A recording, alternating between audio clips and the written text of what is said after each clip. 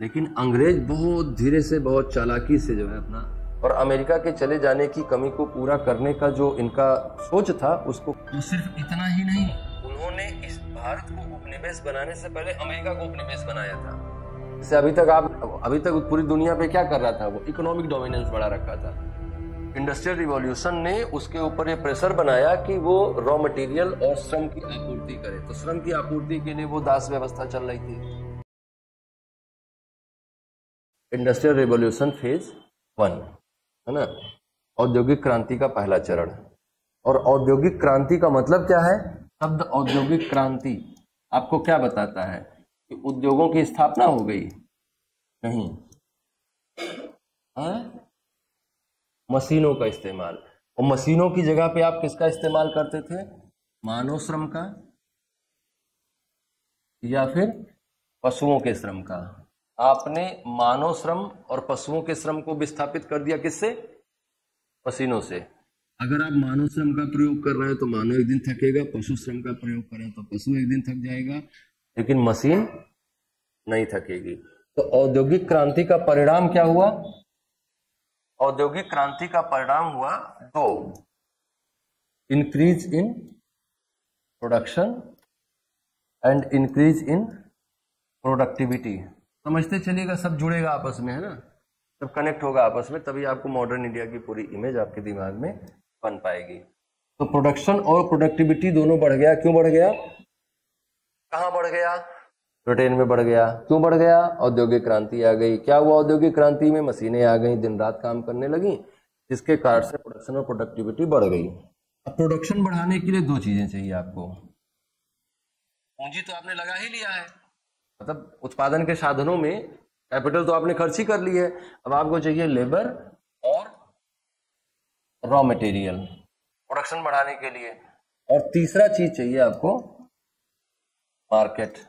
ऐसा क्यों हुआ कि ब्रिटेन ही पूरी दुनिया में इतना बड़ा साम्राज्य निर्मित कर पाया? अगर औद्योगिक क्रांति भारत में घटित हुई होती तो यही काम भारत किया होता। हालांकि भारत के पास क्षेत्रफल बहुत ज्यादा था, लेकिन बावजूद इसके भी उसको कुछ ना कुछ तो अपना एक्सपेंशन करना ही पड़ा होता भारत को। जितना एक्सपेंशन ब्रिटेन को अपना करना पड़ा, उसके ऊपर दबाव क्या था ब्रिटेन के ऊपर? इंडस्ट्रियल रिवॉल्यूशन ने उसके ऊपर ये प्रेशर बनाया कि वो रॉ मटेरियल और श्रम की आपूर्ति करे। तो श्रम की आपूर्ति के लिए वो दास व्यवस्था चल रही थी, है ना, दासों गुलामों का व्यापार हो रहा था। श्रम की आपूर्ति के लिए, कच्चे माल की आपूर्ति के लिए क्या किया गया कि जिन जिन देशों में अंग्रेजों ने अपना राजनीतिक प्रभाव बढ़ाया, उन देशों को उन्होंने डी इंडस्ट्रियलाइज किया ताकि यहाँ कच्चा माल बिल्कुल भी उपयोग ना होने पाए। और उन्होंने उसको मार्केट की तरह भी डेवलप किया ताकि हमारे फैक्ट्रियों में बने हुए तैयार माल के लिए ये बाजार के रूप में काम कर सके। तो समस्या क्या है? औद्योगिक क्रांति। और औद्योगिक क्रांति अंग्रेजों को किस बात के लिए बाध्य करेगी? कि आप पॉलिटिकल डोमिनेंस बढ़ाएं।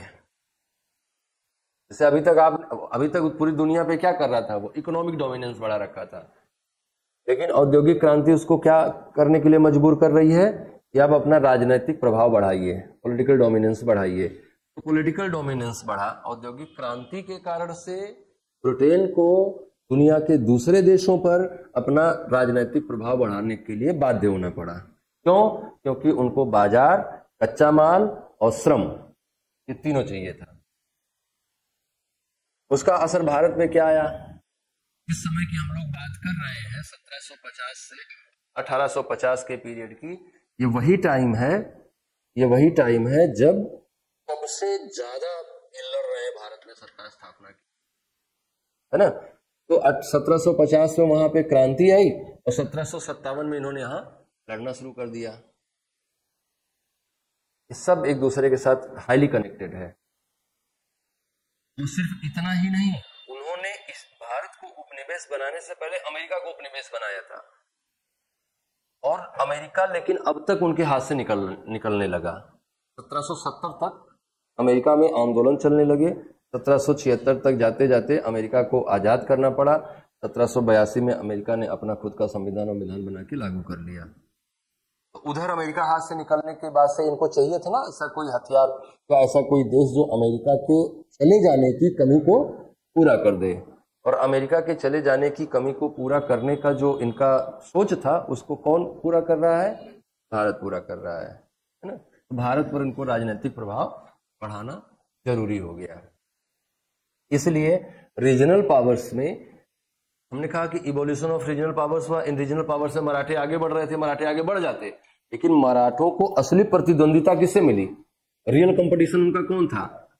अंग्रेज था।